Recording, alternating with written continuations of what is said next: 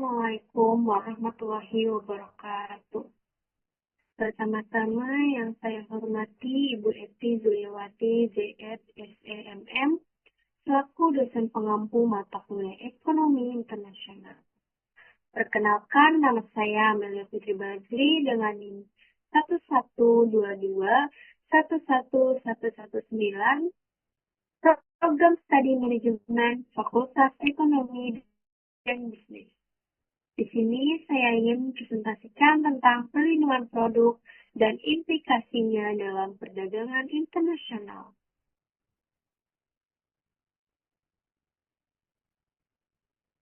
Topik pembahasan yang akan saya sampaikan, yang pertama ada konsep perlindungan produk, kedua ada instrumen perlindungan produk, yang ketiga ada implikasi perlindungan dalam perdagangan internasional, dan yang keempat tantangan dalam implementasi kebijakan perlindungan. Yang pertama, konsep perlindungan produk. Perlindungan produk merupakan suatu kebijakan dalam perdagangan internasional yang bertujuan untuk melindungi industri domestik dari persaingan asing yang dianggap merugikan. Kebijakan ini diimplementasikan sebagai respon terhadap tantangan globalisasi dan perdagangan bebas, di mana negara-negara harus menjaga daya saing industri dalam negeri sambil memenuhi komitmen internasional. Selanjutnya ada tujuan utama perlindungan produk. Yang pertama ada melindungi industri domestik, yaitu salah satu tujuan utama dari perlindungan produk adalah untuk menjaga dan melindungi industri yang masih dalam tahap berkembang. Kebijakan ini memberikan kesempatan bagi industri lokal untuk beradaptasi dan berinovasi tanpa tekanan dari kompetisi luar yang lebih kuat. Yang kedua, meningkatkan daya saing. Dengan memberikan perlindungan terhadap produk lokal, negara dapat meningkatkan daya saing mereka di pasar global. Kebijakan ini seperti subsidi dan tarif membantu produsen lokal untuk beroperasi dengan biaya yang lebih bersaing dibandingkan produk asing. Yang ketiga, menjaga keselamatan dan kesehatan publik, yaitu perlindungan produk juga dapat berkaitan dengan regulasi teknis yang mengatur standar keamanan, kesehatan, dan lingkungan. Kebijakan ini memastikan bahwa produk yang beredar di pasar memenuhi standar tertentu yang penting untuk melindungi konsumen.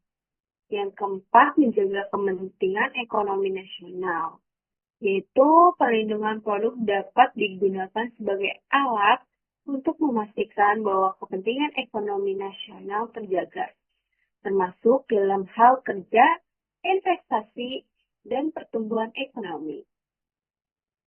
Selanjutnya, instrumen perlindungan produk. Yang pertama ada tarif, yaitu pajak yang dikenakan pada barang impor untuk meningkatkan harga produk asing sehingga kurang kompetitif dibandingkan produk lokal. Yang kedua ada kuota impor. Pembatasan jumlah atau nilai barang tertentu yang dapat diimpor selama periode tertentu. Yang ketiga ada subsidi atau bantuan finansial kepada produsen lokal untuk meningkatkan daya saing mereka di pasar internasional. Yang keempat, regulasi teknis, yaitu persyaratan standar kualitas atau keamanan yang harus dipenuhi oleh produk impor. Dan yang kelima ada indikasi geografis atau perlindungan terhadap produk lokal berdasarkan asal geografisnya seperti campaign atau kopi gayo.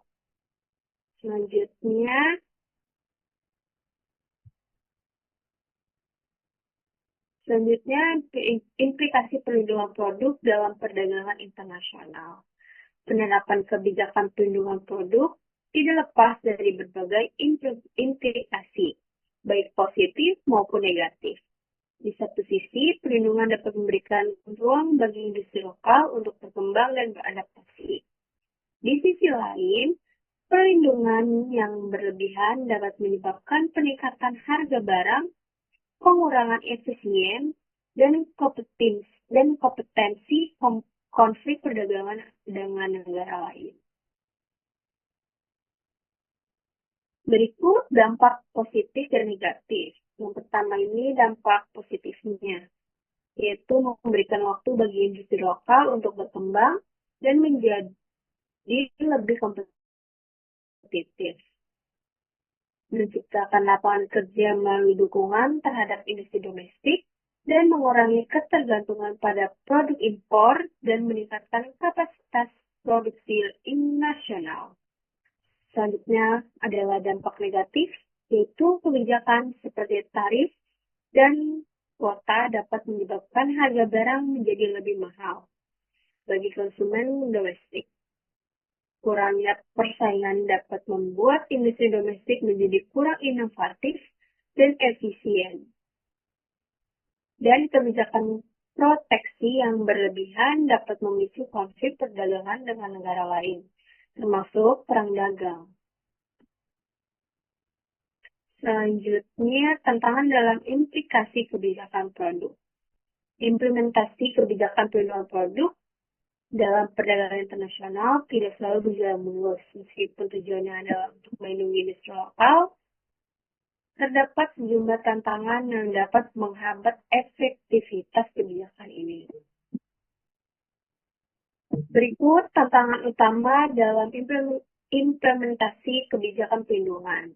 Yang pertama, retaliasi dari negara mitra dagang atau tindakan perlindungan yang diambil oleh suatu negara dapat memicu balasan dari negara lain, seperti penerapan tarif serupa.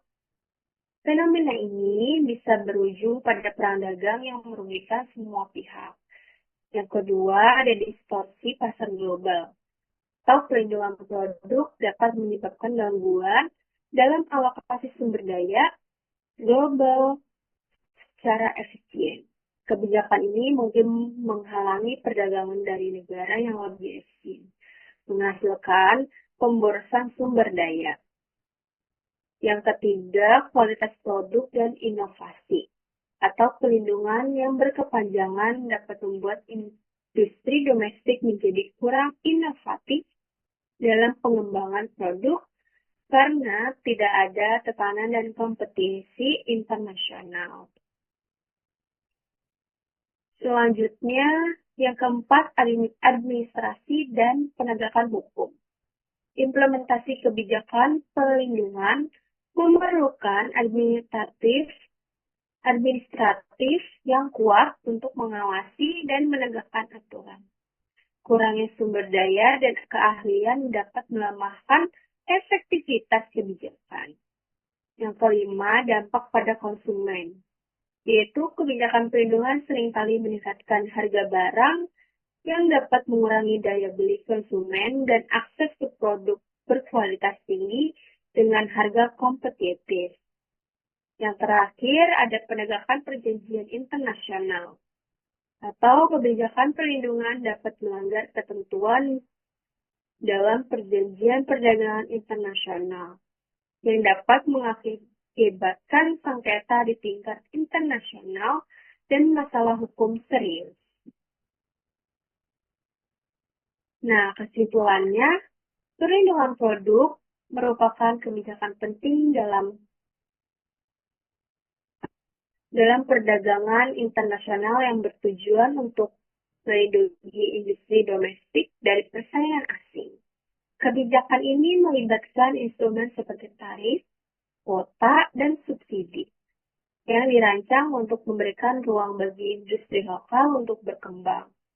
Meskipun demikian, implementasi kebijakan ini dihadapkan pada tantangan signifikan, termasuk potensi retaliasi dari negara mitra dagang, distorsi pasar global, dan pengaruh negatif pada inovasi serta daya beli konsumen. Upaya pelindungan yang berlebihan dapat mengakibatkan konflik perdagangan dan penegakan hukum yang kompleks, termasuk pelanggaran terhadap perjanjian internasional. Oleh karena itu, kebijakan pelindungan produk harus dikelola dengan bijaksana untuk mencapai keseimbangan antara melindungi industri domestik dan menjaga hubungan perdagangan yang sehat dengan negara lain demi keberlangsungan atau keberlanjutan ekonomi yang lebih luas.